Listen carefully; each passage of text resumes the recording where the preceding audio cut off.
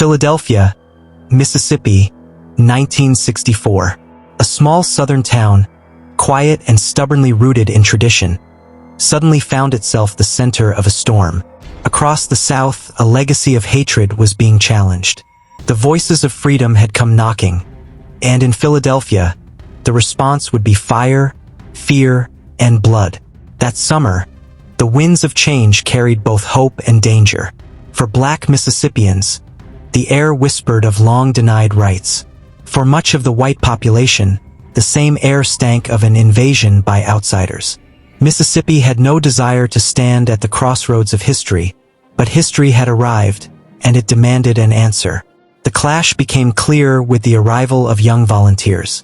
College students, mostly white, came from the North to teach Black citizens about their right to vote. To them, it was the summer of hope. To their enemies, it was the summer invasion. Change was coming to Mississippi, and the guardians of the old order were sharpening their knives.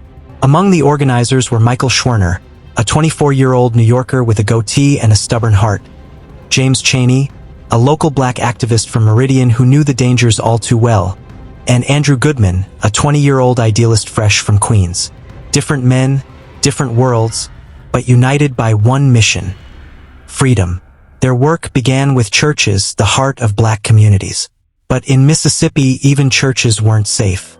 Schwerner had gained the trust of Mount Zion Methodist Church to host meetings. Soon after, the Ku Klux Klan struck back. Members stormed the church, beat parishioners, and then set the building ablaze. The message was clear: civil rights work would be met with fire. The FBI quietly opened a file, codenamed Mississippi Burning. But while the Bureau took notes, the Klan prepared its next move. In towns like Philadelphia, lawmen and night riders worked hand in hand. The Klan was no invisible empire here, it was the empire. On June 21, 1964, Schwerner, Chaney, and Goodman drove to Longdale to visit the church's congregation after the fire. Their plan was simple: meet, comfort, encourage. But the road back would become a path to death. Deputy Sheriff Cecil Price pulled them over that afternoon. Officially, Chaney was booked for speeding. Unofficially, the Klan was already waiting. The three were locked in the county jail. No calls allowed. No protection offered. Hours passed.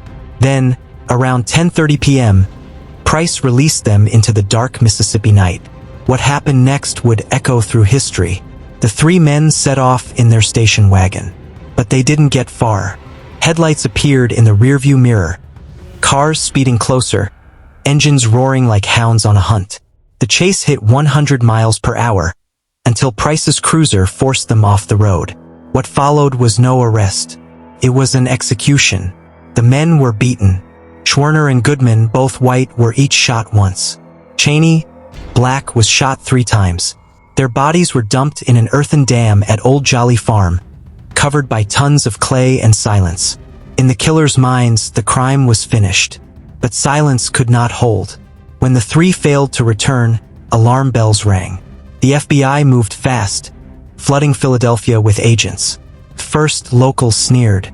"It's a hoax," some said. They staged their own disappearance.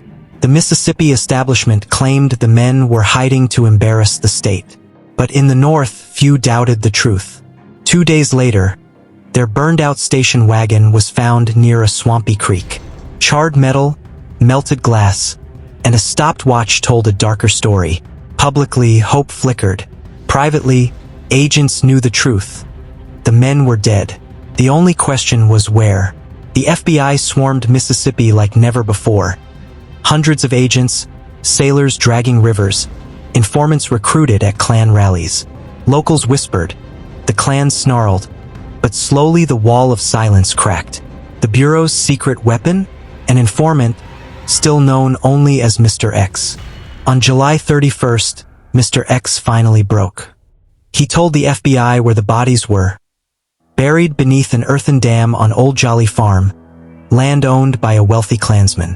On August 4th, bulldozers clawed through the soil. At 14 feet deep, the smell of death hit. One by one, the bodies surfaced, first Schwerner, then Goodman, then Chaney. The nation reeled. What Mississippi had denied, the earth itself revealed. These weren't runaways. These weren't hoaxes. These were martyrs, murdered for daring to dream of justice. Even the Klan's sympathizers in town began to turn away. Murdering white Northerners was a line too far. Autopsies confirmed the horror. The bullets had been fired point-blank. Clay was found clutched in Goodman's hand, suggesting he was buried alive. The brutality stunned the world. The names Schwerner, Cheney, and Goodman became etched into the conscience of America. The investigation cracked the Klan open. Confessions came one after another. The mastermind was Sam Bowers, the imperial wizard of the White Knights. His preacher, Edgar Ray Killen, had planned the ambush. Deputy Price had played his part perfectly, delivering the men into the Klan's hands. For Mississippi, the case was a wound that refused to heal. For America, it was a turning point. The world had seen the cost of hatred, the price of silence, the courage of 3 young men who faced it head-on. Their blood became part of the foundation of the Civil Rights Act, signed that same summer. Philadelphia, Mississippi, a place once proud of its quiet, had become a symbol of fire and darkness. Yet from that darkness, light emerged. Schwerner, Cheney, and Goodman did not live to see the world they fought for. But their deaths forced a nation to look in the mirror and confront its soul. The dam that covered their bodies could not dam up the truth. Mississippi tried to bury them. Instead, it buried its own innocence. And so, the story of that summer still lingers. It is a story of courage and hatred, of silence and exposure, of 3 men whose lives ended in a ditch but whose memory rose higher than the Klan could ever reach. Schwerner, Cheney, Goodman, their names still burn in history and in the conscience of America.